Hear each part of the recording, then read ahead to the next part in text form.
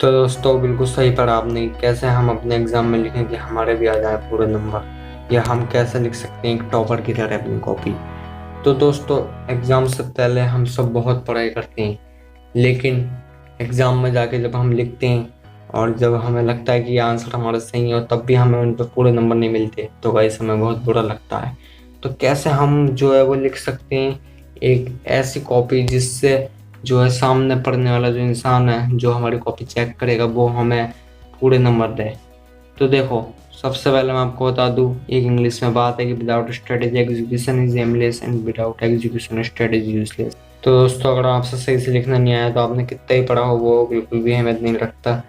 ज़रूरत है आपको अच्छे से लिखने की एग्ज़ाम में, ठीक है। तो चलिए हम जानते हैं कि कैसे हम एग्ज़ाम में अच्छे से लिख सकते हैं, क्योंकि अगर हम चाहते हैं कि पूरे नंबर हम कैसे लाएं, तो ये हमारे लिए बहुत इम्पोर्टेंट है कि हम एग्ज़ाम में लिखने की कुछ टिप और ट्रिक्स को जानें। और देखो, ये बात भी आपको जाननी होगी कि बिना और टिप और ट्रिक्स के आप जो है वो अपनी सक्सेस को या अपने गोल को अचीव नहीं कर सकते। आपको वो स्ट्रेटेजी पता होनी चाहिए, वो प्लान आपको पता होना चाहिए, जिससे आप जो है बहुत अच्छे मार्क्स ला सकते हैं। तो देखो, कुछ स्ट्रेटेजी देखेंगे या हम जानेंगे, कुछ टॉपिक्स पे बात करेंगे कि जिससे हम जो है बहुत अच्छे मार्क्स ला सकते हैं। और बेसिकली 5 टॉपिक पे हम बात करेंगे मेन। तो दोस्तों पहला हमारे सामने जो टॉपिक आता है वो आता है हैंड राइटिंग।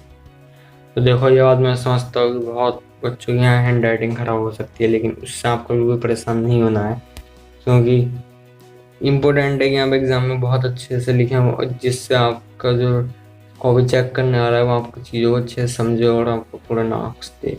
तो इसलिए इम्पोर्टेंट है कि आप जितनी प्रैक्टिस हो सकती है उतने अच्छे से अच्छे लिखने की कोशिश करें। जब भी आप लिखें तो कोशिश करें कि वो आप बहुत अच्छे से लिखें। देखो, अब ये राइटिंग सुधारने का हो सकता है आपके पास इतना समय ना हो, तो बिल्कुल परेशान मत होगा। कोशिश करनी कि आप जितना अपना अच्छे से लिख सकते हैं वो लिखें, क्योंकि एक अच्छी राइटिंग बहुत अच्छा इम्पैक्ट डाल सकती है आपकी कॉपी पे। क्योंकि आपकी कॉपी जब पहले देखी जाती है ना, तो उसमें ये नहीं देखा जाता है कि आपने क्या लिखा है, उसमें ये देखा जाता है कि आपने कैसा लिखा है। क्योंकि आपकी प्रेजेंटेशन बहुत ही अच्छी होनी चाहिए कि आपने कैसे लिखा है। तो इसी के बेस पे हम अपना जो अगला जो हमारा स्ट्रेटेजी उसे देख लेते हैं, वो है गाइस प्रेजेंटेशन, ठीक है।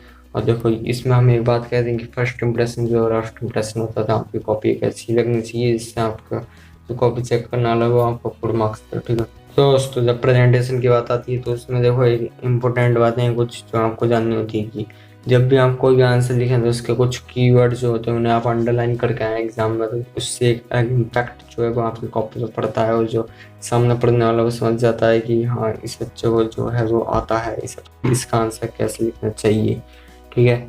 तो बस आपको यही इन्हीं बातों का ध्यान रखना है, जिससे आप अपनी प्रेजेंटेशन जो है वो अपनी कॉपी में बहुत अच्छी कर सकते हैं, ठीक है। तो चलो अब अगली बात पाते हैं। और गाइस इसी के साथ बिल्कुल रुकना मत, क्योंकि एक के बाद एक जो टॉपिक है इम्पोर्टेंट उसकी बात हम करते रहेंगे। और इसी के बीच देखिए, मैं अब आपके लिए एक बहुत इम्पोर्टेंट जो वो अगला जो हमारा जो स्ट्रेटेजी है वो बताता हूँ। तो देखो, अगली स्ट्रेटेजी जो हमारी अब इन दोनों के बाद आती है वो क्या आती है। तो अगली स्ट्रेटेजी आती है कि कैसे हम जब हमारा जो आंसर होता है उसे ओवर राइटिंग ना करें। मतलब कि ऐसा काफ़ी बार होता है हमारे साथ कि जब भी हम आंसर लिखते हैं अपने एग्जाम में, तो हम कुछ ऐसे क्वेश्चनों पे अपनी मेहनत लगा देते हैं, 3.5 दिन की ज़्यादा मार्क्स भी नहीं, मतलब कि 2 दिन मार्क्स के क्वेश्चन उसमें हमने बहुत बड़ा एक्सप्लेनेशन लिख दिया, जबकि हमको पता है कि उसके तो इस 2 या 3 इससे ज़्यादा मार्क्स मिलने वाले नहीं है।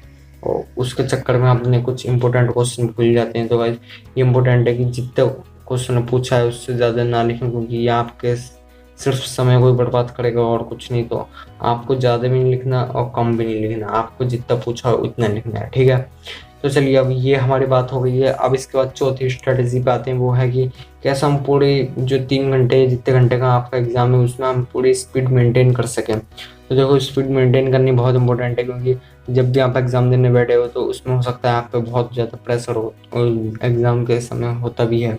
तो हो सकता है कि आपको कुछ क्वेश्चन कुछ जो है वो नहीं आते हो, तो बिल्कुल परेशान मत हो, लेकिन अपनी स्पीड बिल्कुल जो मेंटेन रखना। लेकिन स्पीड के साथ जो चीज़ आपको ध्यान में रखनी है वो है राइटिंग गाइस।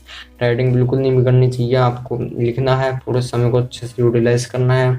अपने लिए रिवीजन का टाइम भी बाद में रखना है कि हाँ जब आपका पूरा पेपर हो जाए तो उसके बाद देखना कि सब क्वेश्चन होगा नहीं होगा। और इसके बाद इसी के साथ हमको जो ध्यान रखना है वो रखना है राइटिंग का। राइटिंग बिल्कुल बेकार नहीं होनी चाहिए क्योंकि वो प्रेजेंटेशन का बहुत बड़ा हिस्सा है जिससे हाँ कॉपी पर बहुत बड़ा इम्पैक्ट पड़ेगा। तो अब देखिए ये है बहुत ही बड़ी टिप जिसके लिए हमने जो अब इस वीडियो में जानेंगे, ठीक है। तो देखिए वो क्या है, वो है how to write answer like topper. तो देखिए टॉपर मैं बता दूं कि कोई नहीं, अगर आप एक अच्छी कॉपी लिख सकते हो और आपको सब कुछ पता है तो आप अगले टॉपर हो सकते हैं, ठीक है। तो चलिए बस अब ज़रूरत है आपको पूरी मेहनत से काम करने की, क्योंकि आप जब मेहनत करेंगे तो आपके बहुत अच्छे मार्क्स आने निश्चित हैं, ठीक है।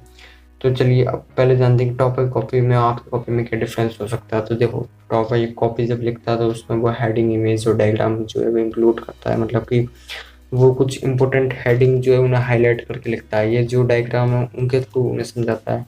और ये आपको खासकर देखेंगे मैथ के या आपको साइंस के क्वेश्चन में कि उसमें डायग्राम बना के जब आप समझाएंगे ना तो एक अलग ही इम्पैक्ट आपके कॉपी पर पड़ेगा और एग्जामिनर आपको जो है वो बहुत अच्छे मार्क्स देगा उसमें।